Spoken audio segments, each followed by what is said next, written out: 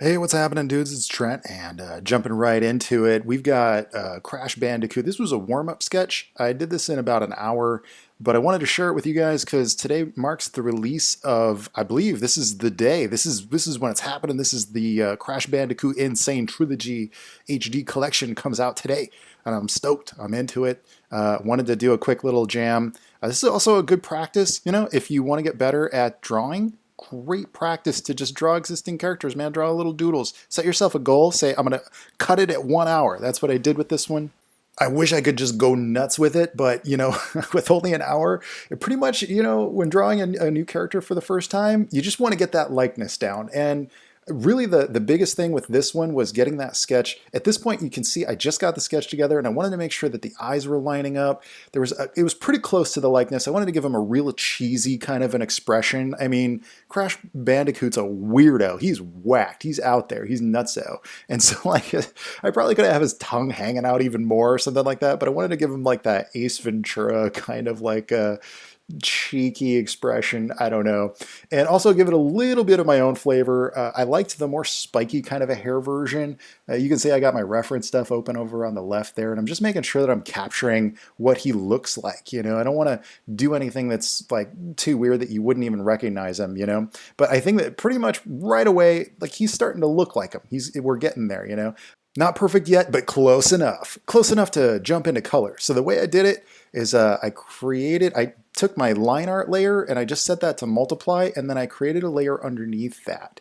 And I'm just straight up painting with a brush, like a pencil tool or something like that, on the layer below the multiply layer. And that's where I'm filling in my color flats. That's what you're seeing right now is some straight up color flats. And by the way, this is the best way to do comic book coloring. This is the best way to do, like, if you're doing an animated character design or something like that, this is the best way to just color in your line art. You could do this with scanned line art. Just set your line art layer to be a multiply layer. And then what you're going to do after you've laid in all your color flats is you're going to fill all that with like the color you want to change your line art to, and set that layer on top of your line art and set that layer as a lighten layer. And that's going to basically make all of your black lines a little bit of like that red color. The next thing that you could do is you could go to your color layer and you could click on the little lock button. And what that does on the layer stack is it makes it so you can't paint outside of where you've already painted. So that's where you can see like where I kind of went in with an airbrush, and I had kind of filled in the corners to really kind of turn things, turn the form, make it feel a little bit like it has a little bit more dimensionality to it. And then I'm using a lot of selections with the airbrush tool to just kind of get a little bit of those selection colors. And this is really the best way to do like that kind of comic book, kind of anime style coloring. Looking through a lot of the reference imagery, I didn't like some of the versions where he had just a tiny little tuft of hair. I wanted to give that like a nice little bulk to it. And also I wanted to kind of, since it's just a drawing, I don't have to worry about polygon counts or anything like that. So I went in and just kind of added some like little tufts of hair kind of poking out from his shoulders and elbows to really kind of show that he's fuzzy. If you want to get a nice glistening specular look on things, go in with a little white, you can see on his tongue there. I went in and just kind of hit that with a little bit of white reflection. That's what you call specular.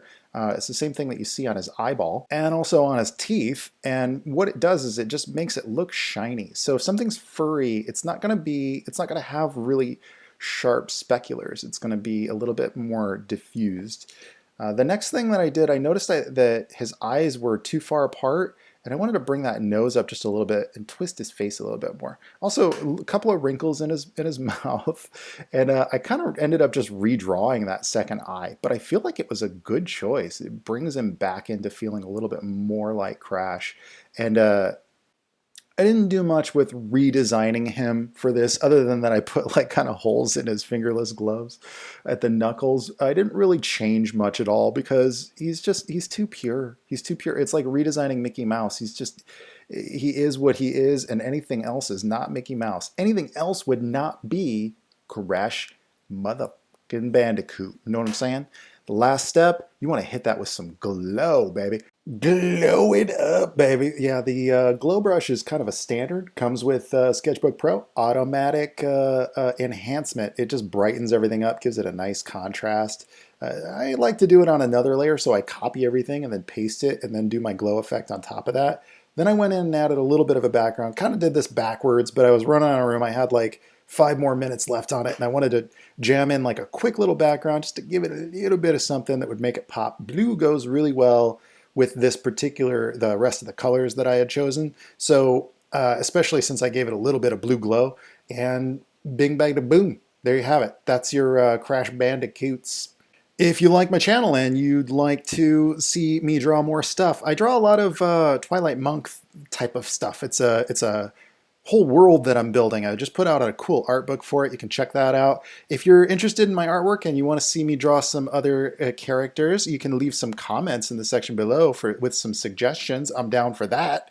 And otherwise, it'd be great if you subscribed. I mean, that would be really the least you could do. I mean, literally, it requires the least amount of effort to click a button. But, and it helps me out a tremendous amount. So, dudes, remember, if you're going to draw a Crash Bandicoot from the N-sane Trilogy HD collection, draw a Crash Bandicoot from the HD N-sane collection with some freaking passion, man. Yeah!